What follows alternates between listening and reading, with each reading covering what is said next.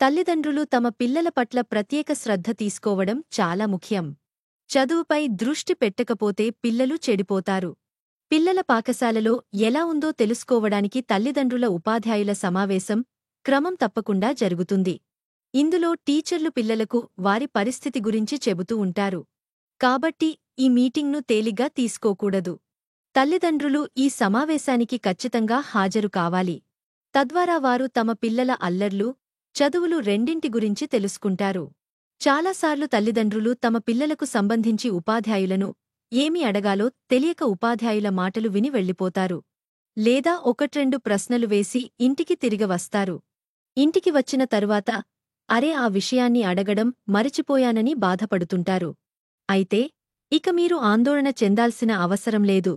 మీరు మీటింగ్లో ఉపాధ్యాయులను తప్పక అడగవలసిన కొన్ని ముఖ్యమైన ప్రశ్నల గురించి ఒకసారి చూద్దాం. ఇది మీ పిల్లవాడు చదువులో ఎలా రాణిస్తున్నాడో, పాఠశాలలో ఎలా ఉంటున్నాడో మీకు తెలుస్తుంది.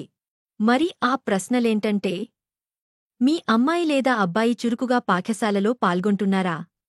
ఇంకా తరగతిలో ఏకాగ్రత వహిస్తున్నారా? మీ పిల్లలు ఏ సబ్జెక్ట్లో బలంగా ఉన్నాడు? అతను ఇంకా ఏ సబ్జెక్ట్లో కష్టపడాలి? మీ పిల్లడు పాఠశాలలో ఎలా ప్రవర్తిస్తాడు? అతను ఇతర పిల్లలతో స్నేహంగా ఉన్నాడా లేదా ఎవరితోనైనా గొడవలున్నాయా?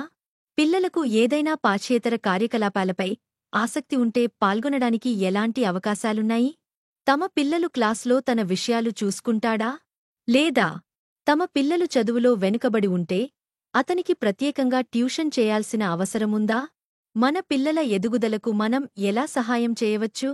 ఇలాంటి ప్రశ్నలను అడగడం ద్వారా మీరు పిల్లల గురించి చాలా విషయాలు తెలుసుకుంటారు. ఇంట్లో అతని గురించి మీరు గమనించేది, అతను పాఠశాలలో అదే చేస్తాడా? రెండు విషయాలు ఒకేలా ఉన్నప్పుడు దాన్ని ఎలా నిర్వహించాలో ఇంకా దాన్ని ఎలా పరిష్కరించాలో మీకు ఆలోచన వస్తుంది. ఎందుకంటే పిల్లల ప్రవర్తన ఎంత మెరుగ్గా ఉంటే భవిష్యత్తులో అతనికి అంత మంచిది.